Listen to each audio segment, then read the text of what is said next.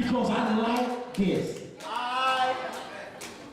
A lot of folks think that folk have problems and they would stop if they want. You know why they don't stop? Because they like it.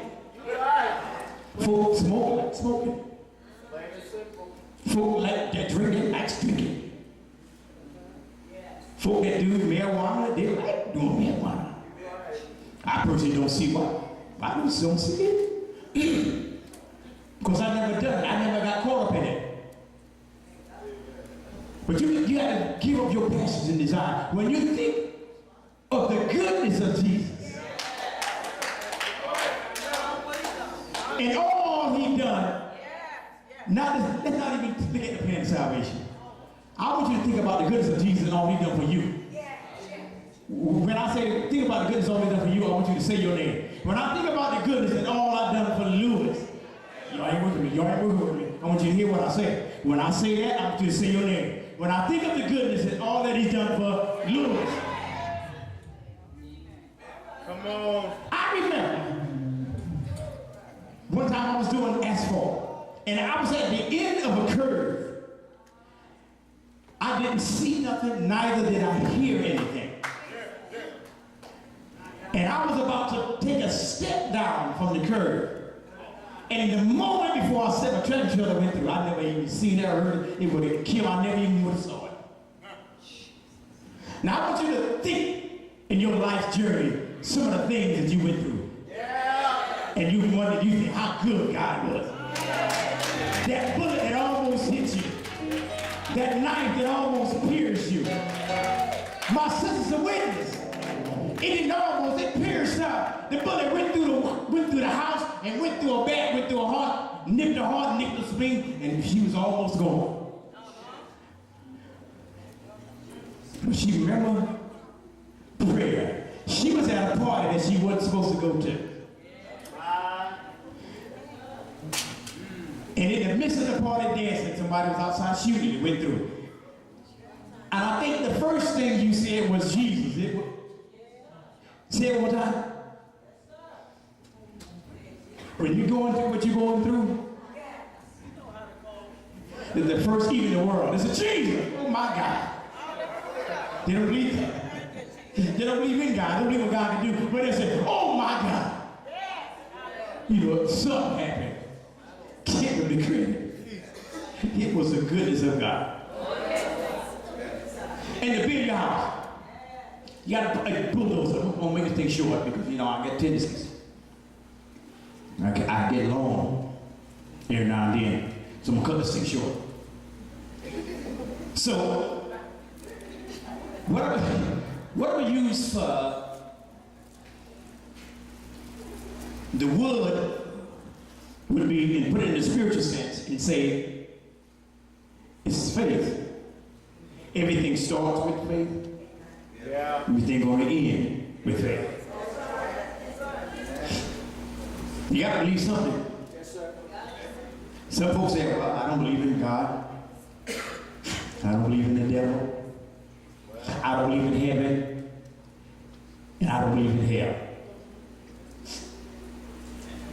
It's one thing about a fact. A fact gonna be a fact regardless whether you believe it or not. You hear what I'm saying? Hell is too hot and eternity is too long. Yeah. And there's gonna be a whole lot of us in hell with good intentions. They intended to be saved.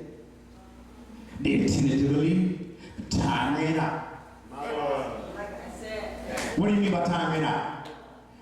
All of us are still living. But how many know some of the folk right now that used to be here yesterday, they're not here today? And some of them were brought up in the church. But they got caught up in their passions and desire, and in the midst of that, something happened, and they lost their life. Build your faith. That's good. Get into your word. It's very important. Now we take so much emphasis on our body to build it up. Women, young women will starve themselves.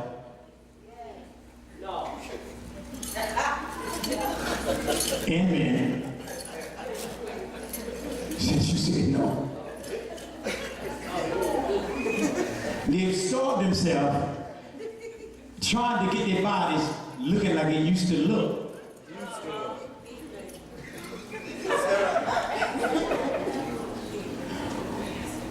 They're folk that run track or boxing. They condition their bodies for whatever sports they're in.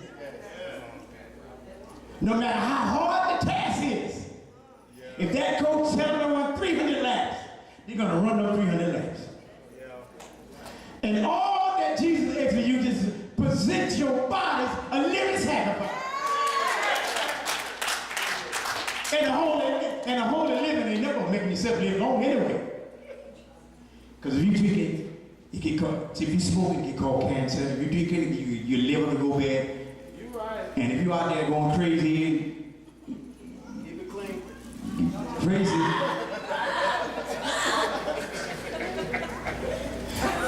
With men and women, let's put it that way. It's going crazy. You end up with something that'll kill you out there too.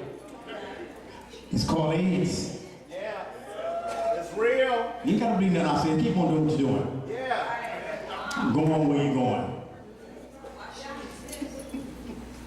Build your faith. You need it. Get into your word. Get into your word. He's soon to come forward. You need faith. You need. Let me get this thing back here. Now, wood, cement. But before we get the wood and cement, we got to first have a blueprint.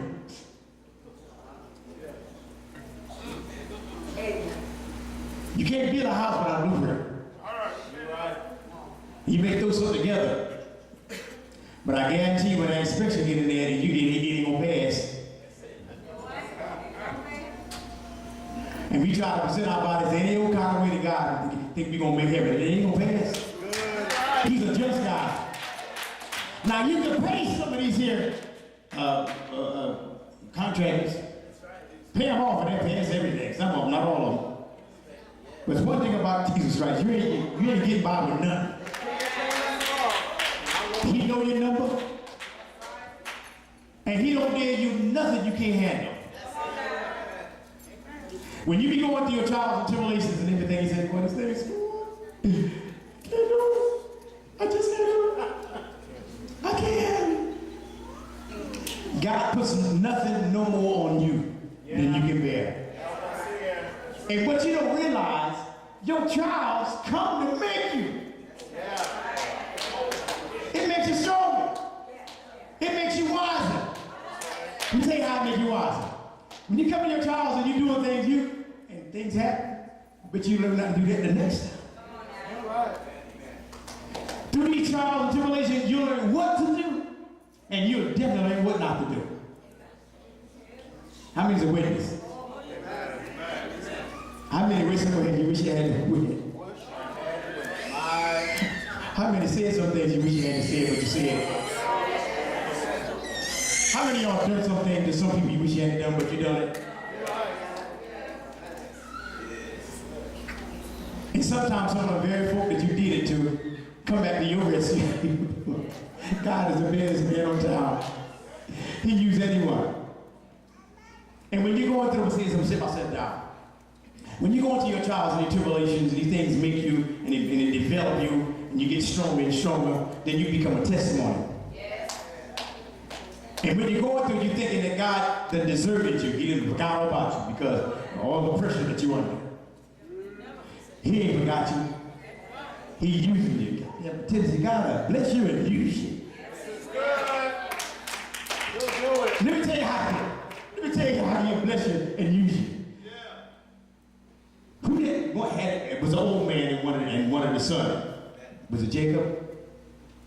And his son was named Isaac, and his wife was old. Y'all don't have never heard the story? He set him out there and he said, "Well, you know what? I see that offering." Abraham. You mean to take the pastor over together? Young lady? Abraham. Sarah, his wife, I think it was.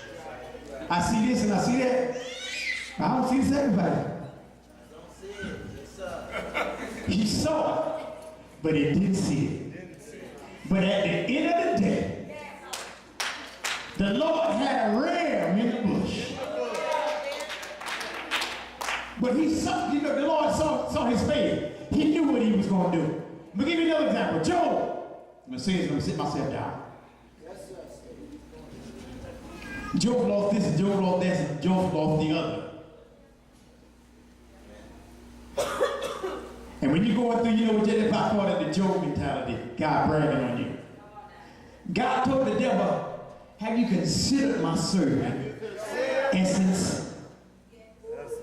Have you considered my soul, my servant, Benjamin?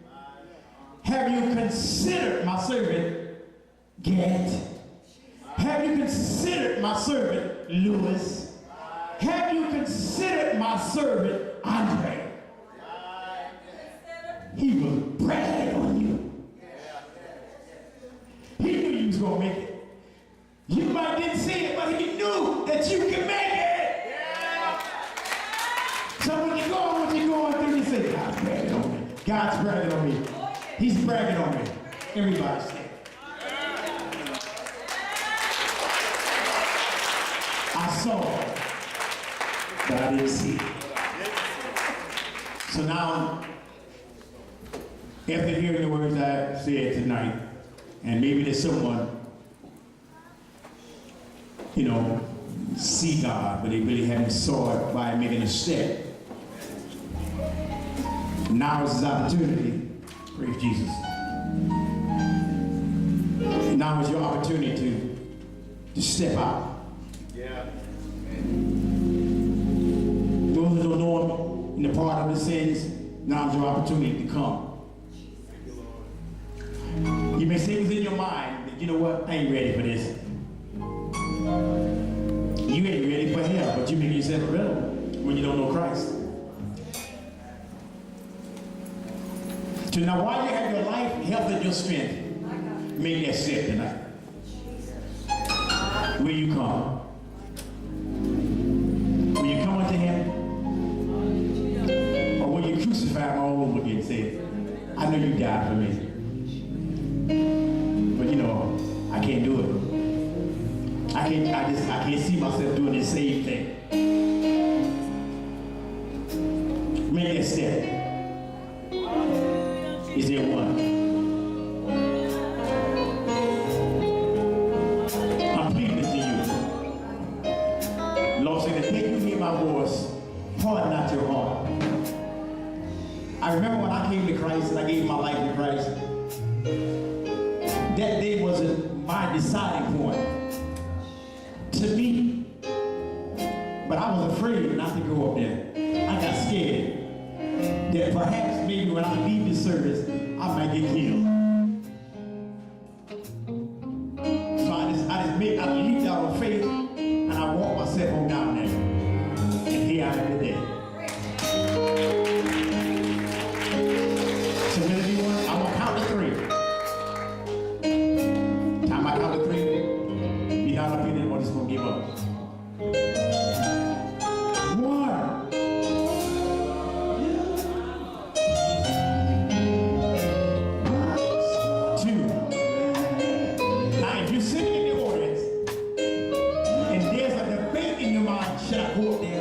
Should I not go up there? That's ready. But you have no clue that's what it is. Whenever there's a debate in your mind, when that's your spirit wrestling against your flesh, don't try to make a decision or a spiritual decision with your flesh because they don't want to suffer. The flesh want to keep on doing this thing. So if you're having a debate, 2, maybe you're waiting on the next person to get up. You say, I go